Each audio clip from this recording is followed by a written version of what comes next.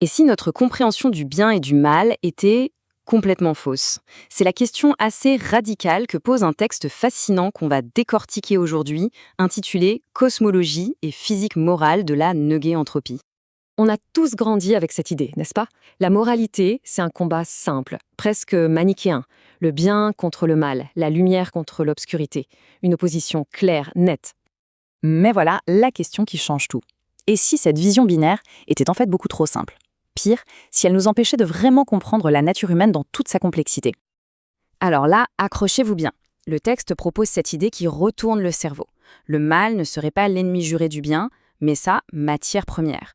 Ça suggère une relation beaucoup plus dynamique, plus intime et franchement bien plus intéressante entre ces deux forces. Pour piger cette idée, il faut d'abord accepter de remettre en question notre vieille boussole morale. Cette première section nous montre comment.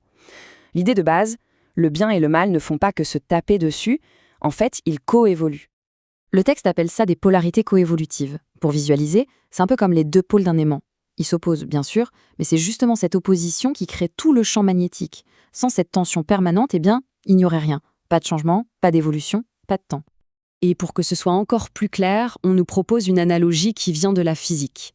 Le mal, c'est comme l'entropie, cette force naturelle qui tend vers le désordre, la dissipation, le chaos. Et le bien, à l'inverse, c'est la négantropie, la force qui organise, qui structure, qui crée du sens et de la cohérence à partir de ce même chaos. D'accord. Alors, si la moralité ne se juge pas seulement sur les actions, bonnes ou mauvaises, sur quoi se base-t-elle? C'est là qu'on opère un virage super important. Il faut s'intéresser à ce que le texte appelle la physique de l'intention. L'idée, c'est qu'il faut se concentrer moins sur le comportement visible, ce qui est fait à l'extérieur, et beaucoup plus sur l'intention, c'est-à-dire l'orientation profonde de la volonté à l'intérieur de la personne. Et pour illustrer ça, on a deux exemples qui sont vraiment parlants. D'un côté, on a le sage qui vit dans un système pervers et qui, pour sauver ce qui a du sens, doit parfois agir d'une manière qui semble déviante. Et de l'autre, on a le déviant, qui vit dans une culture éthique et qui, pour survivre, doit faire semblant d'être un sage. L'action extérieure peut sembler identique, mais l'orientation intérieure, elle, est aux antipodes.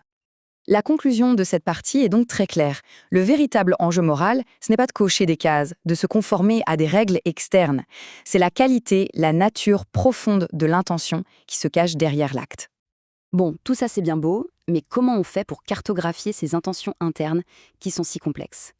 Pour y arriver, le texte nous propose un langage métaphorique hyper puissant, une véritable cosmologie du changement. Et cette cosmologie, elle va s'appuyer sur des symboles très anciens, ceux des 5 éléments, pour décrire notre météo intérieure, notre propre système thermodynamique personnel en quelque sorte.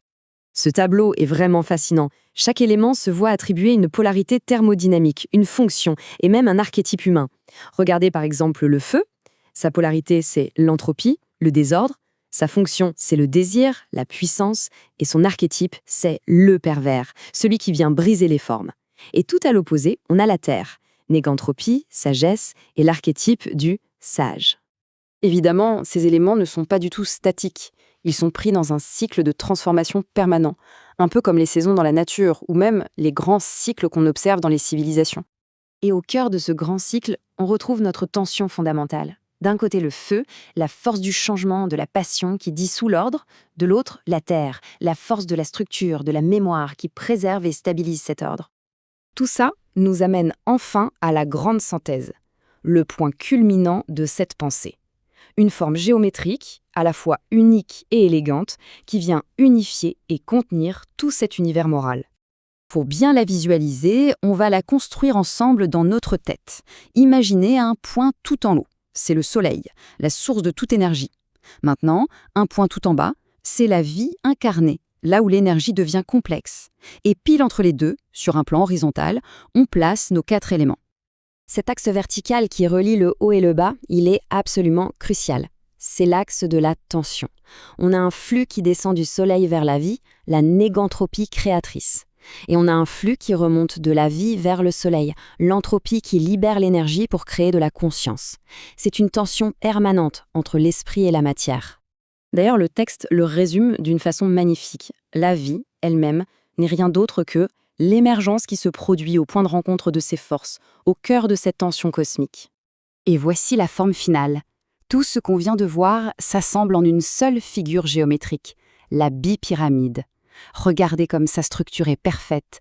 Elle unifie l'axe vertical, esprit-matière, et le plan horizontal des éléments. C'est le symbole ultime de l'équilibre dynamique, qui réunit la création et la destruction dans une seule forme, un seul mouvement cohérent. Et on termine là-dessus avec cette question qui ouvre tellement de portes. Ce modèle si complexe, si beau, est-ce que c'est simplement une carte de l'univers, une description du cosmos, ou est-ce que c'est aussi, et peut-être surtout, une carte de notre propre monde intérieur ?